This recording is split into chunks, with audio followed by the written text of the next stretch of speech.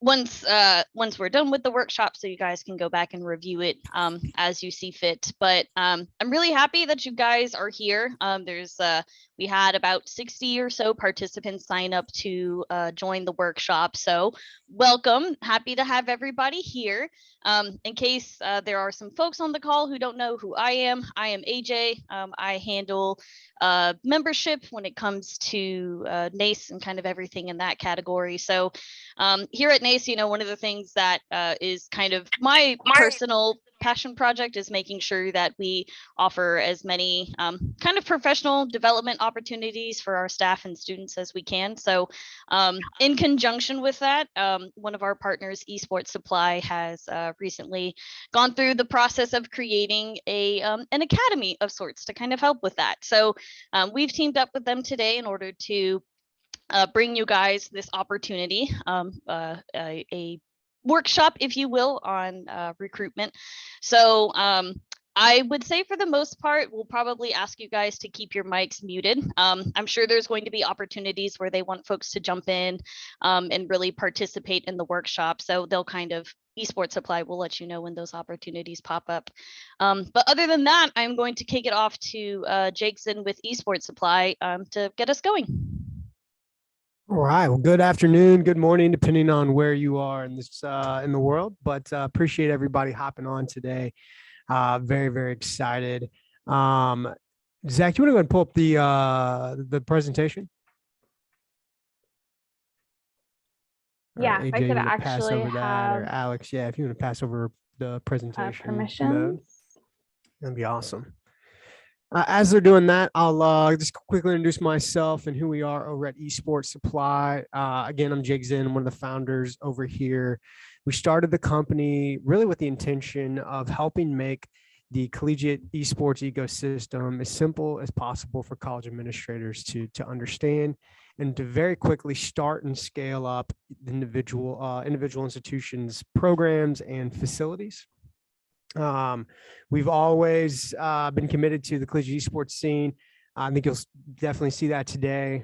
Zach and Alex, who will be doing most of the talking today, actually come from the collegiate esports space themselves, former coaches, presidents of their club, as well as some top tier players. But she's pulling that up.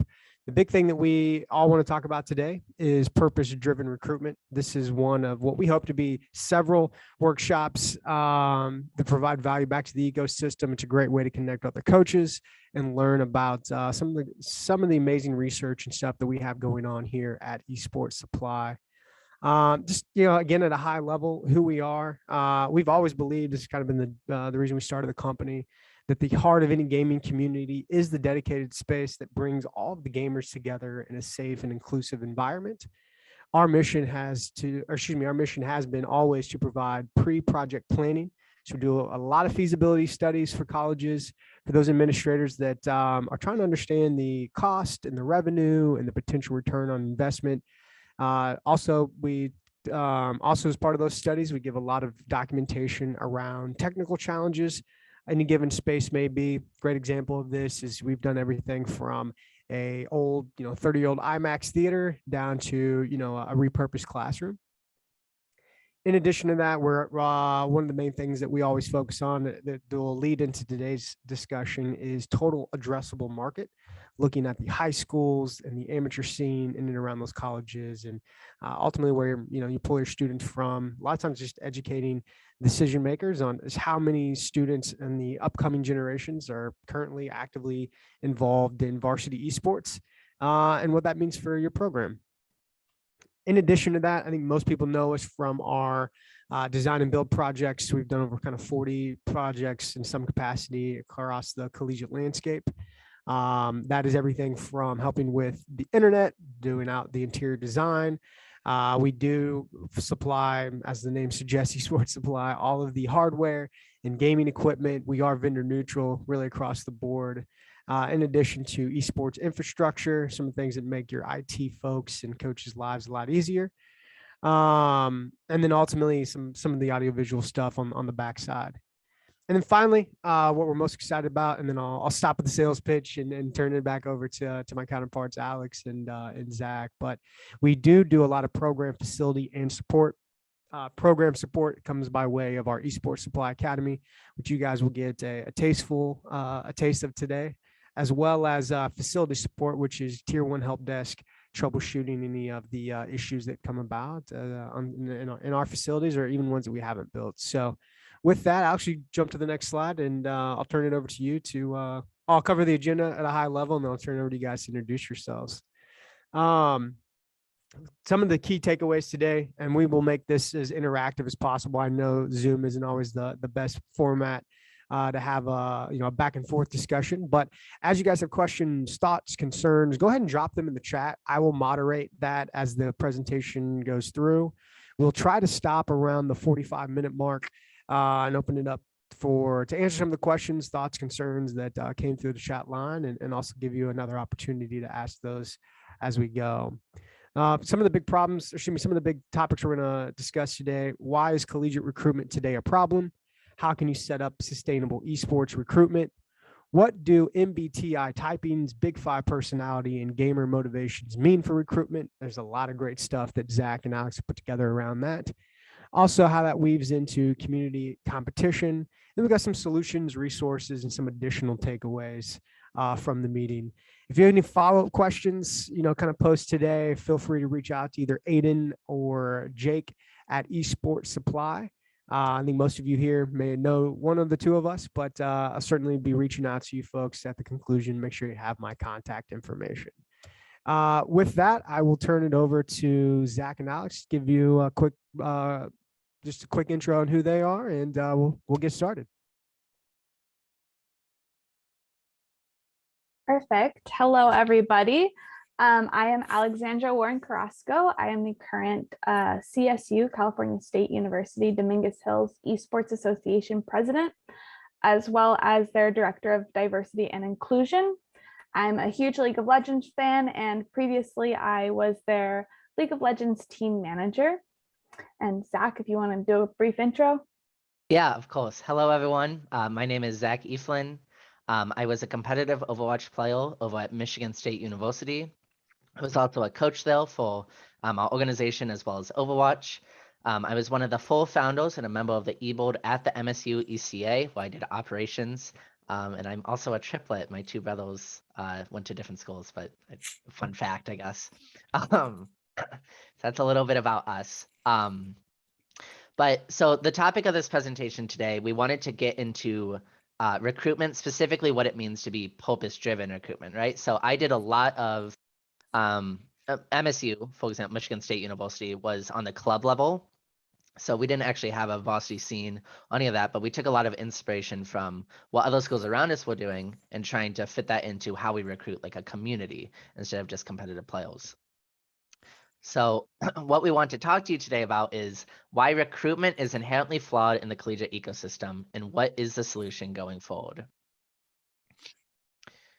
So we developed kind of this problem chain of how this relates to what recruitment in the collegiate ecosystem is today.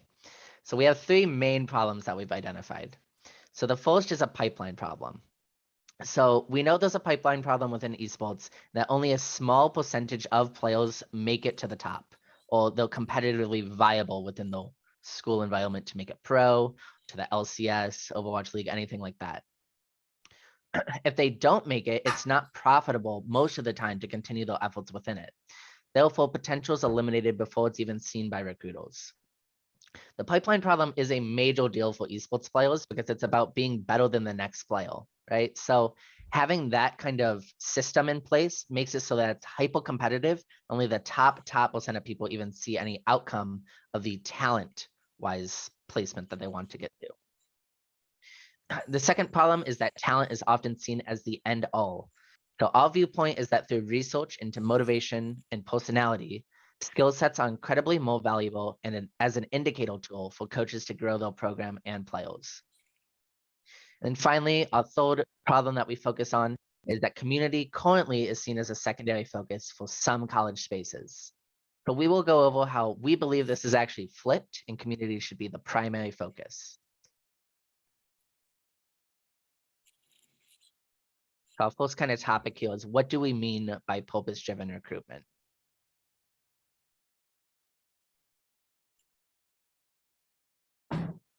So starting off, we think sustainability is an incredibly important aspect for sustainable recruitment.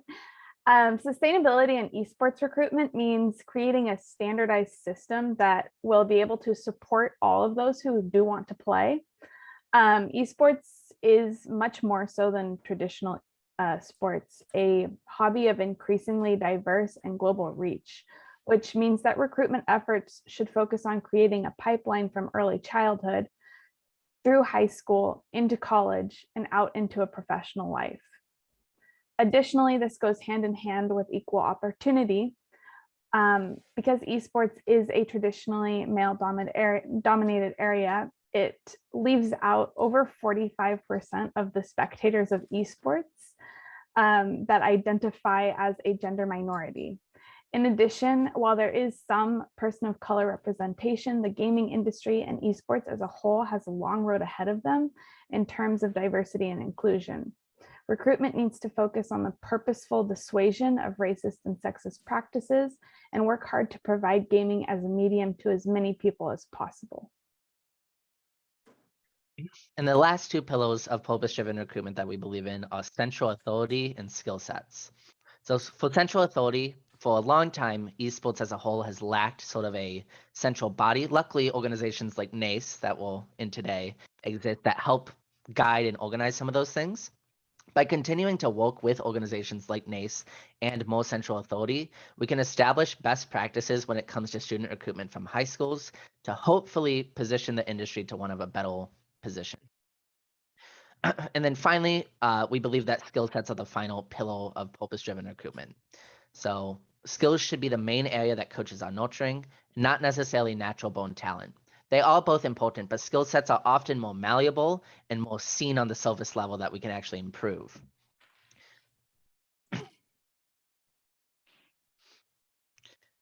So that brings us to what we call the talent paradox. So esports in the collegiate setting hyperfixates on this pro talent section. I'm not talking about all colleges at all, as I'm sure many of you know. Just some of the top college programs of high school esports players that really want to, they see esports as it's just a competitive gaming aspect of their life, right? Which is definitely fine, but esports is much, much more than that. Over 60% of any given top market games population exists within some competitive setting.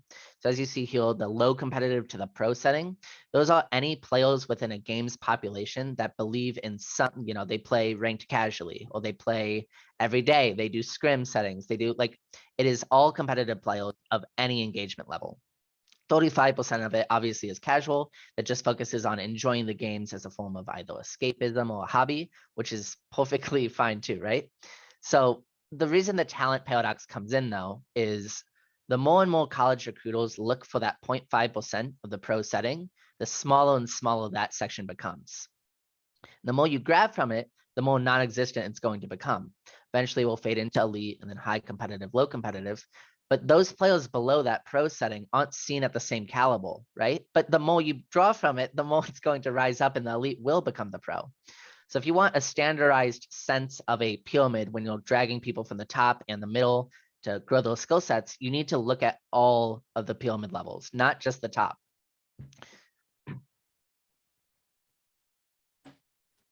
So to kind of put it into graphics, the current ecosystem of recruitment from my point of view, as well as some of the other coaches I've talked to.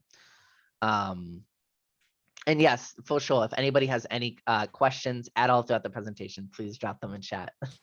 But the current system of recruitment kind of goes from a competitive player into kind of a ladder or a league system where they're playing to compete at the top level. A coach then sees that, or they recruit themselves to the coach in terms of some websites or discords. And then that coach has them compete in collegiate leagues for monetization, recognition, any of that stuff. The proposed purpose-driven ecosystem of recruitment that we have focuses on much the same thing of competing, but focuses more on a community setting. So we take a group of gamers that are all engaged within that pyramid on a competitive setting, right? They enjoy the game and they'll still focus competitively to play. We then focus on nurturing those skill sets, motivation, and personality. And the coach then brings that in along with professional development, as well as any of their own teachings. And then from that, we gain a community at the esports space that is interested in the competitive play of it, which we believe is much more sustainable, right? And this also ties into the fact that high-level players are such a small portion of the professional esports ecosystem. So our solution lies in recruiting all types of players and engagers of esports into your collegiate operation, not just these high-level players. If we only recruit to the high-level player, we're limiting over 99% of the available fields that this industry has to offer. As well, professional gaming experience grants players a wealth of knowledge that will assist them in pretty much any field, not just directly in gaming. So our solution to the pipeline problem and the talent paradox within esports is purpose-driven recruitment. It's taking equal opportunity and sustainable methods into the equation and recruiting for a program that values all walks of life and all players, both those who are highly competitive and those who have multiple skill sets, and building a casual community with hype and fans around everything that you do.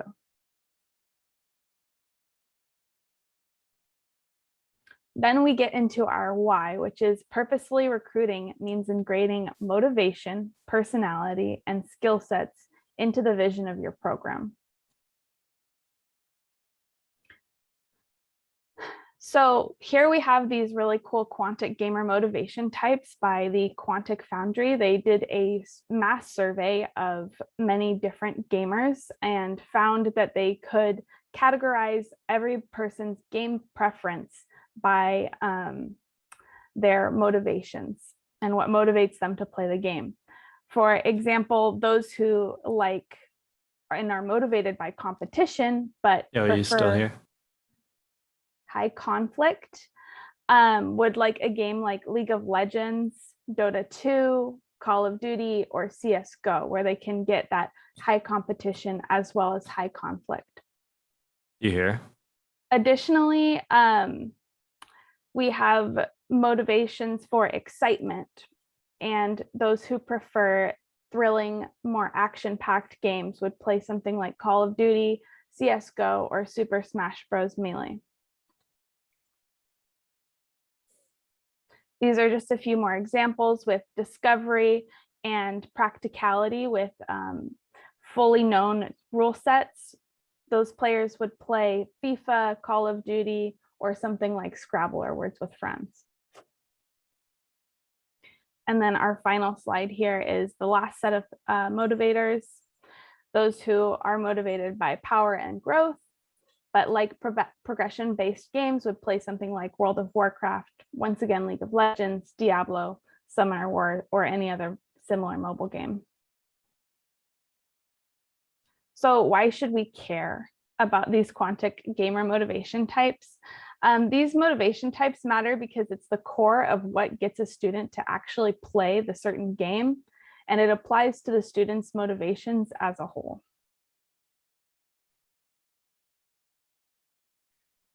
Okay, so one thing that we often do a ton in our daily lives as coaches and as people within the esports industry, but don't necessarily focus on, is psychology.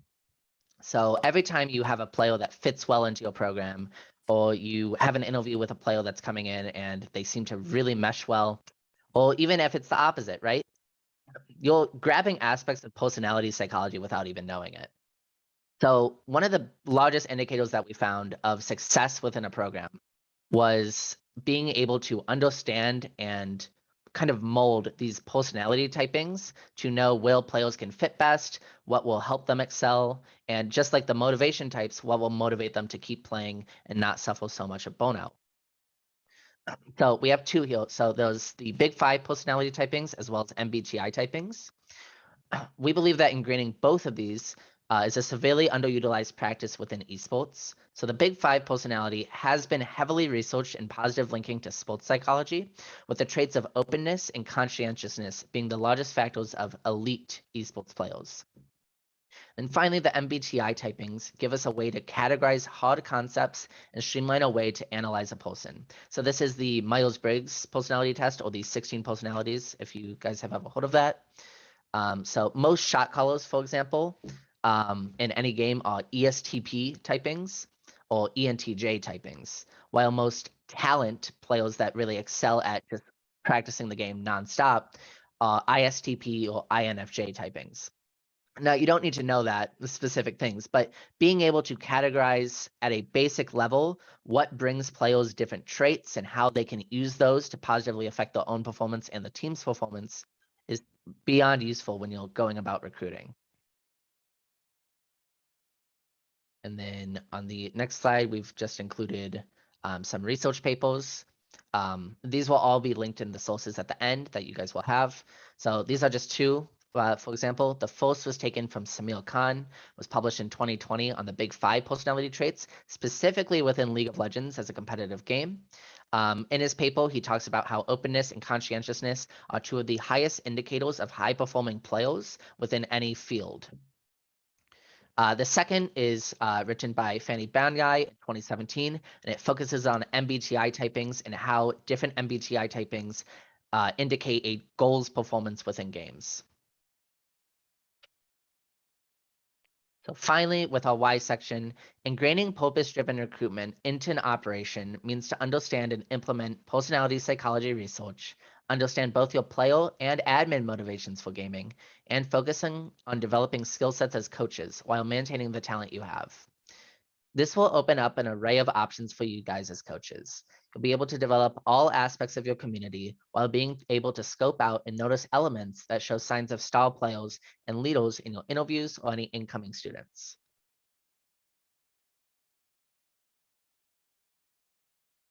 Finally, we get to our Z, which is competition is not secondary to community.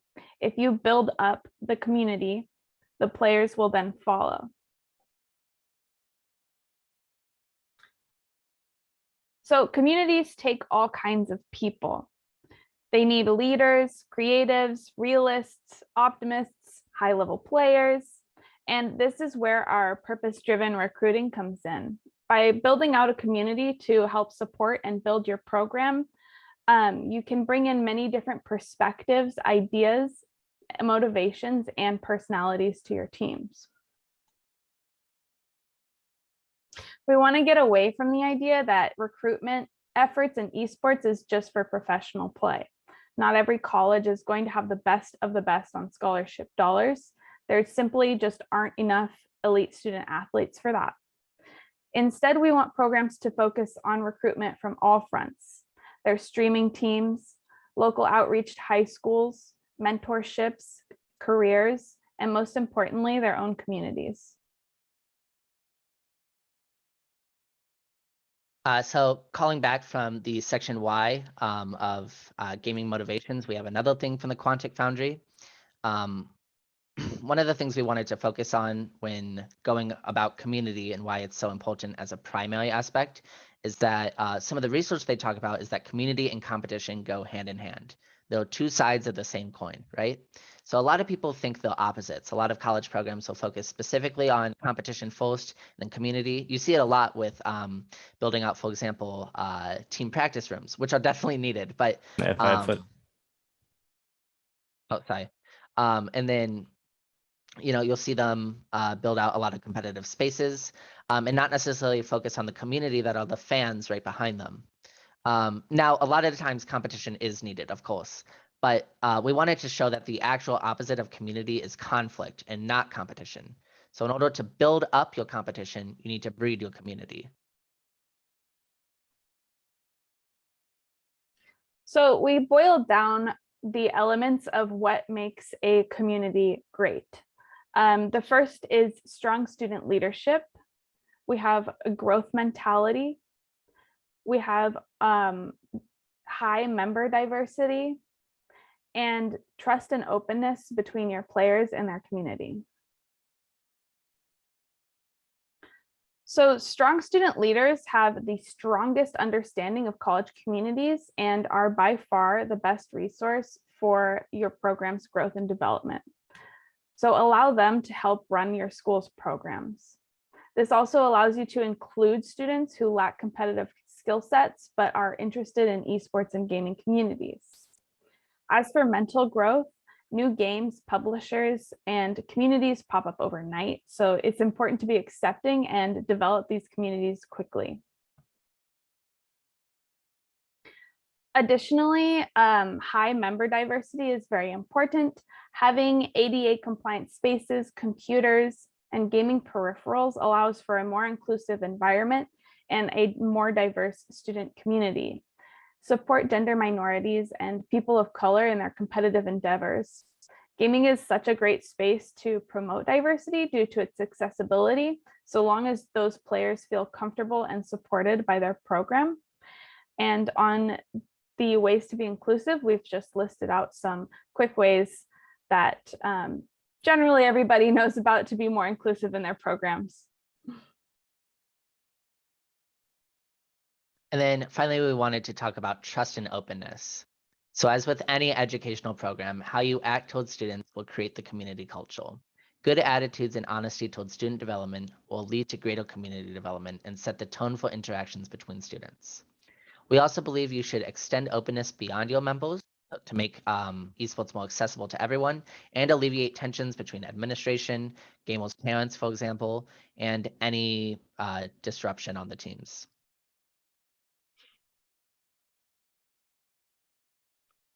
Here we have a snippet of one of our infographics from one of our modules in Esports Supply Academy. So this one we focused on player recruitment, which is the topic of this webinar. And we wanted to show all the things above the ice and then below the ice that focus on kind of how large of a depth recruitment has in the collegiate field. So this is just a little bit of inspiration for this slide. You guys will get this downloadable copy after the webinar. So why does having a good community matter? Having a good community matters because collegiate esports is currently not a pipeline for competitive professional play. Esports has become a way to engage students who previously felt that they may have had no space in school for them. Additionally, esports has become a pathway for that student engagement. Students not in traditional sports often find them a home in gaming.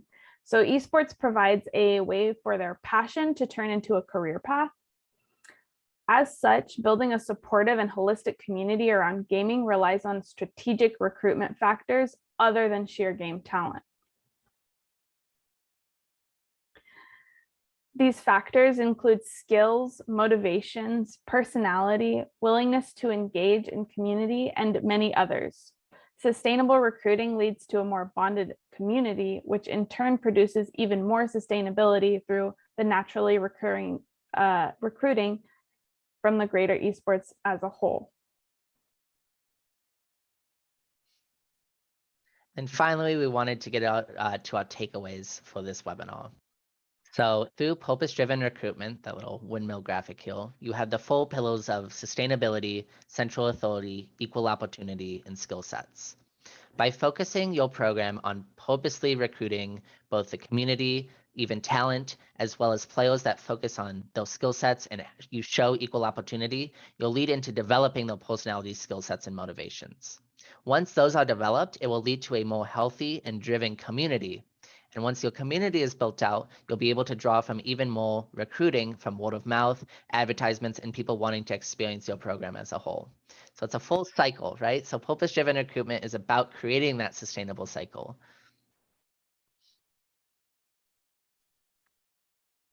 And that is all from us. Thank you so much for coming to this webinar. We're going to leave lots of room for questions. And then we also have our source list right after.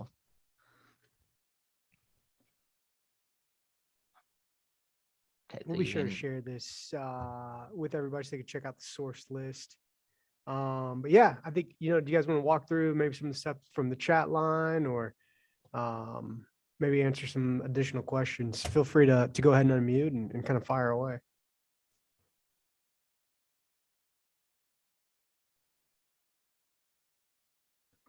Yeah, I have a question. Hello? Yeah, go Yeah, ahead. of course. Please. All right. Yeah, so this is Bill Rogers from Arcadia University. I fundamentally agree with all of the information you said. I think it's great. I think it's really important stuff. I just feel like from my scenario, I don't have the resources or time to implement the strategies that were just kind of talked about. So what would you say to maybe a director, because there was a page where there was like a web of like everything that goes on in like the collegiate side, and there was like 10 people. And I'm like, am I all 10 of those people? Like, what's going on? So Yeah. what do we do? Right. Because I think like a lot of the times, like it's great to build a community, but I mean, I have bosses above me who tell me that recruited new students is the only thing that matters. Right. People on campus joining the program is not as important as recruited new students, XYZ. So like we just really don't have a lot of the leverage to make these things happen, I feel like, if that makes sense to anybody else. No, it for sure does. I have been exactly in that situation as well. So I know exactly how you're feeling in terms of like the manpower needed to, especially like the doing 10 different things at once. My answer would be more so that you will get there, right? Esports so much is at its infancy right now. And a lot of administrations don't, even if they support the esports operation on campus, from what I've seen, they don't truly understand kind of the backing of how big of a hobby it's the number one hobby for any teen age 13 to 17 right now, right? So it is so big, but it's not fully understood right now. So I would, for my answer to you, I would definitely keep doing what you're doing. Just any esports development is good.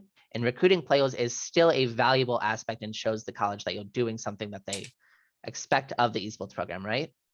But while doing so, I would very much just, if you ever get any extra time, I would try to just kind of grow different aspects slowly, even if it's individual level. So like broadcasting is a perfect example, right? I'm sure you guys do some broadcasting on your own, but just having even talking to Twitch student and having your own broadcast channel where you can show the school, look, we logged this many hours and had this amount of turnout. The community is the big part of this, right? So doing like individual things like that is, I think, super valuable towards Yeah. the operation. I could jump in as well. This is Jake. Within the 40 plus kind of universities that we've worked with from the administrative side, right? I think to your point, they all want net new students, but on that same sort of resources conversation, right? The bigger our experience, totally different for you at Acadia. So take this for what it is. But in our experience, right, the more you can demonstrate that you've got an interested group of people, and the larger that group is, and the bigger you can justify the community, oftentimes relates to more resources, right? So whether that's completely net new students, whether that's a combo of net new students and also kind of on campus, I think what we've seen, some of the more resourced and well supported from an administrative level can effectively demonstrate and communicate, hey, this is a lot bigger than the 12 to 18 people that you wanted me to recruit. This is actually in the hundreds. And I think, again, those schools that have been able to demonstrate that to the right person, right, effectively with a little bit of luck at their administration level, have been able to get the resources to add additional folks. I mean, Northwood's a great example. Akron's a great example. Lots of schools that have been able to build communities that have been able to translate into more staffing,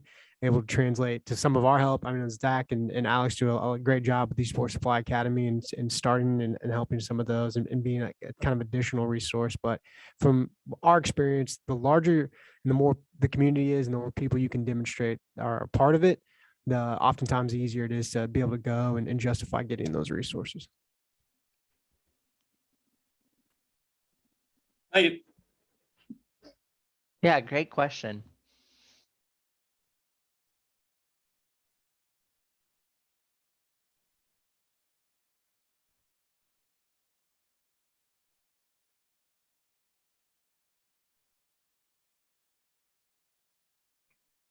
So any more questions on any of the stuff and like kind of your programs or anything to do with coaching or anything?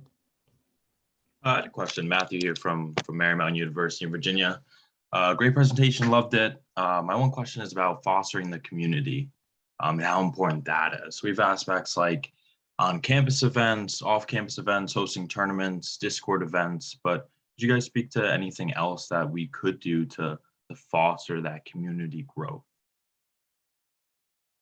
Absolutely. Actually, we've had a lot of success pairing with other programs within our school and creating almost like career fairs.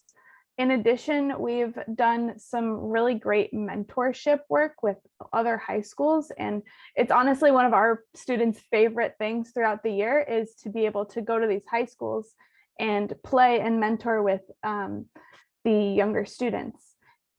In turn, that creates, we've actually had some full 180 from our mentorship program. These students have followed us all the way into our esports program at the high school level. So that has been one way that we've really engaged a lot of our members or through those mentorships. And it's one of my personal favorite things about the esports programs in our area is that we're able to do that. Thank you. Mhm. I have a question, a follow-up on that. I'm at Virginia Wesleyan University. My name's Andrea. How do you go to the high schools and mentor with equipment? So we have been still working on that. Oh, okay. So you haven't actually executed it yet. We have actually gotten sponsored and lent equipment from certain brands that have been able to help us equip those high schoolers with the proper esports equipment to be able to play. For instance, with our Compton Unified Esports League, I believe that the school purchased or made a deal with one of the gaming laptop companies to be able to provide the laptops for a rental for their students who were part of that program. The students did have to go through an application process to be able to get that equipment, but in the end, most of them were able to rent out a computer. What's the program called? It's Compton Unified Esports League.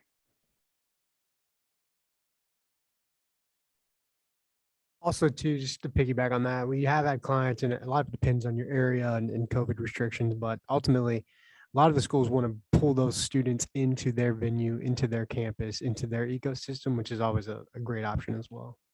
Yeah, absolutely. We did an event where we sent out invitations to our prospective and students who had inquired.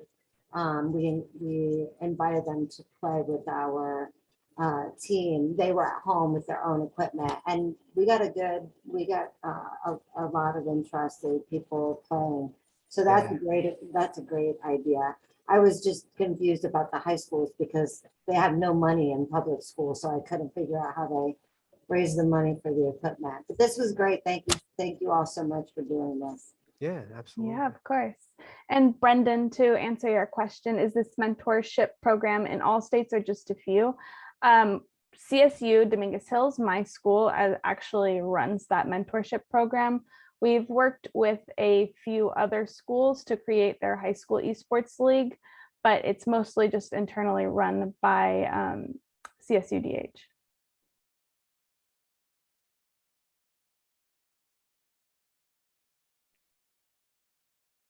Our mentorship, the Esports Supply Academy, if you want to continue the conversation outside of these workshops with either Zach or Alex, is available all 50 states. We're also available to answer any questions as a follow-up. I'll certainly be reaching out, either Aiden or I will kind of reach out and hope to talk to you guys, everybody on the call within the next few weeks. But, if there's any follow-up questions, feel free to shoot an email to jake@esportsupply.com. And thank you all for coming. This is awesome. I think we'll probably roll out another one similar time frame next month. But in the meantime, appreciate it. And I'll give everybody, 15, 20 minutes back in their day. Yeah, thank you, everyone. Thank you so much. Yeah, thank you Thank for you. attending, everyone. Take care. Thank you.